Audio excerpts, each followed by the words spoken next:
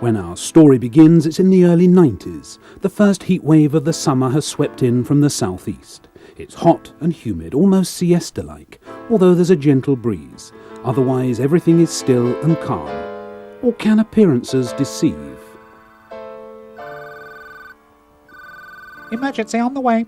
Now there's no time to lose. Mr. Denting, the dental surgeon, gets everything ready for emergency treatment.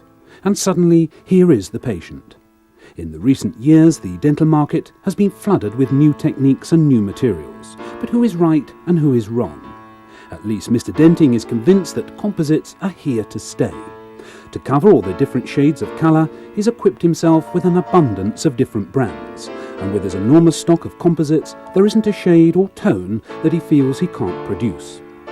And now, in the heat of battle, so to speak, we shall soon see the result.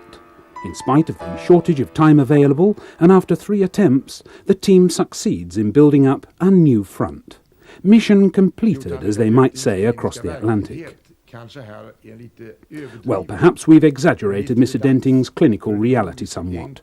But surely the time has come for a simple, logical colour system when it comes to anterior composites. Take a look at this case, for instance. The work of an ambitious but frustrated colleague. One filling too white, another too grey, and one with too much chroma. From the point of view of colour, what should you have the right to expect of a composite system? Firstly, the colour of the composite material should be able to match all natural tooth colours. And secondly, the system should be both logical and simple. Both these requirements are met by the ANA norm system.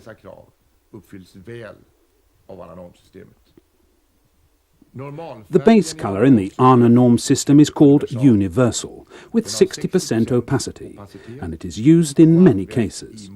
It's found in this part of the kit. We see here a typical case prior to treatment, showing the old discoloured fillings. Then, with the fillings removed, and finally after treatment. Universal ANA norm's basic colour tone provided the solution and was used for the entire cavity. The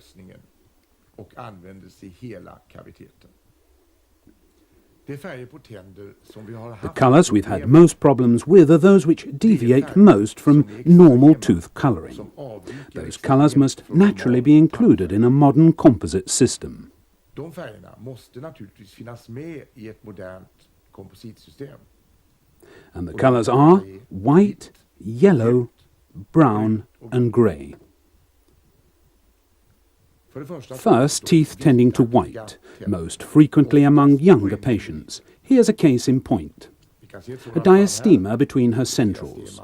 Prior to treatment, we see the whitish, opaque, high-value teeth. Here we see the result of closing the diastema with ANA norm. And here is the radiant smile of a happy patient after treatment.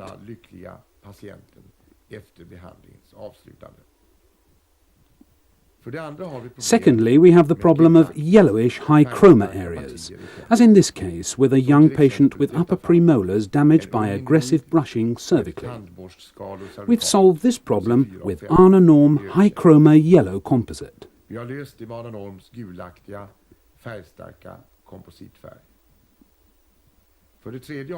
Thirdly, we have the problem of brownish teeth, and fourthly, grey. Both brown and grey teeth are represented in this patient. This is the picture before treatment, with extensive fillings all the way through. And after treatment. The problem cases are therefore whitish opaque teeth, as in the diastema case. Secondly, yellow high chroma teeth, while the third and fourth problem areas are brownish and grey teeth, both found in this one patient.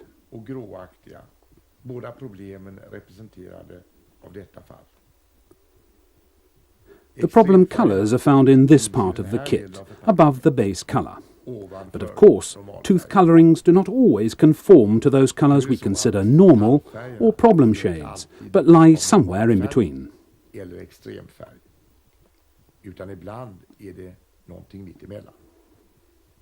Därför har man tagit fram That's why we've produced a more translucent universal tone, that is, a more transparent composite, the same colour as universal.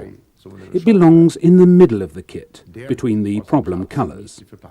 And when a case is to be dealt with which lies between the normal and extreme shades, this is how the colour is obtained. med färger mitt emellan normal och extremfärger, så gör man på följande sätt. Vi ser här en schematisk. Here we see a diagram of a cavity going all the way through a tooth. If we imagine this tooth to have a normal colouring tending slightly towards brown, then we let the palatinal part of the filling consist of brown and apply a thin coating of universal translucent, the more translucent natural colour buccally. Och sedan lägger vi just ett tunt lager av universal translucent, den mindre opaka normalfärgen, buccalt om denna. The end result is a brownish shade showing through the base colour, and we achieve a natural-looking colour tending towards brown. Naturally, the thinner the layer of universal translucent, the more the brown will show through. If you want less brown, just apply slightly more universal translucent. Universal translucent is placed centrally between the extreme colours in the system, as it is used as the foreground colour to one of the problem colours, to achieve the shades between normal and extreme on the scale.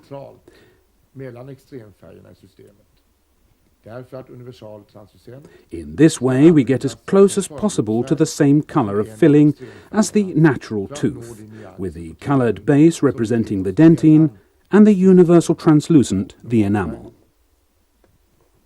Man får då ungefär samma färguppbyggnad av fyllningen som den naturliga tanden har. Extremfärgen representerar då dentinet och universal translucent representerar emaljen. Vi ska nu titta på två kliniska fall. Let's look at two clinical cases. We won't follow the entire procedure, just focus on the Arne-Norm layering technique, which makes it possible to match all the shades of colour with a small system based on a core of just a few colours. The tooth colour of the first patient appears to be close to normal basic. Here we see the discoloured composite build-up. When we match the colours with the help of the shade guide, we can see the tooth's colour compared with universal translucent tending towards white.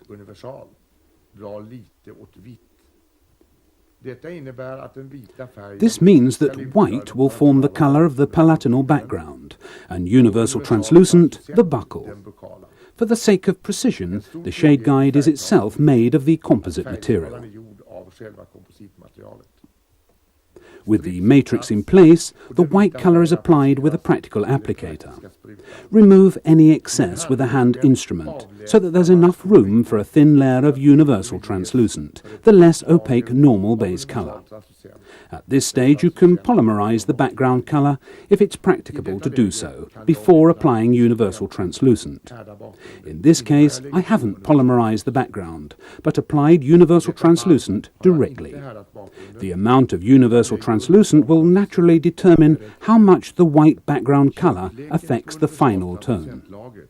Kommer naturligtvis att vara avgörande för hur mycket den vita bakgrundsfärgen kommer att påverka slutfärgen. Här lägger vi nu på universal. Here universal translucent is being applied. The matrix cannot always be positioned so that it shapes the entire buccal surface.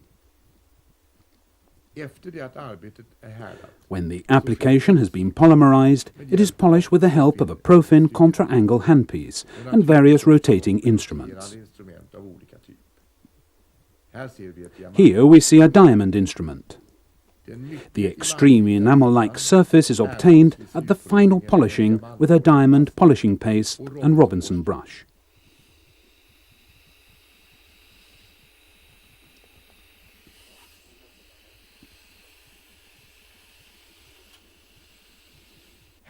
Here we see the enamel-like finish of the build-up. This is our second case. Even here the colour is quite normal, tending slightly to white when compared with universal. This means that here too the background colour should be white. It is applied in place here. Sprutas på plats här. By using the practical applicator, you reduce the risk of porosities, and the viscosity of the material is also suitable for this field of application. The background colour is now formed using the manual instrument, and space is left for a suitably thin layer of universal translucent. You will soon master the technique of determining how thick a layer is needed to obtain the right shade. But the first few times, of course, it's a new concept. Tjockt lager som behövs för att nå rätt slutfärg. Men de första gångerna så är naturligtvis konceptet nytt. Nu kan jag lägga på universal translucent. Universal translucent can now be directly applied without polymerizing the background, as with the first patient, or as here, by first polymerizing before applying the buccal layer. Practical circumstances determine from case to case which technique to choose, and here I've decided to polymerize first and then apply universal translucent. The principle, therefore, is, when tooth color deviates from the normal, universal, the shade guide tells you which dominant color it is tending towards. In this case, white. Så ger färgskalan besked om åt vilket håll tandfärgen avviker. Till exempel som i detta fall åt vitt. Vitt får då utgöra White is therefore the main component color, covered by a thin layer of universal translucent. If the deviation is, for example, towards brown, then brown is the background color used. You can tell in good time if material in the applicator begins to run out by seeing how far the piston is pressed in. The applicator is disposable, while the piston and cuff can be reused. And the little applicator, let's think about. What happens if it runs out? First change the piston and then the cuff. Now, where's that universal stuff? Simple. And so more material can be squeezed out. A condition for applying the material is naturally that the matrix has not covered the surface, so that material there has become polymerized. Some of the oxygen-inhibiting layer must remain on which to bond to. After this remains the final polymerizing and polishing. You haven't forgotten which tooth we were building up. The patient already has. It was the left upper central. But we won't forget her, or the Arna Norm concept. Arna Norm has now been on the market for 6 years. Our experience of its clinical use is increasing. Many dentists have tried out the system and continue to use Arna Norm.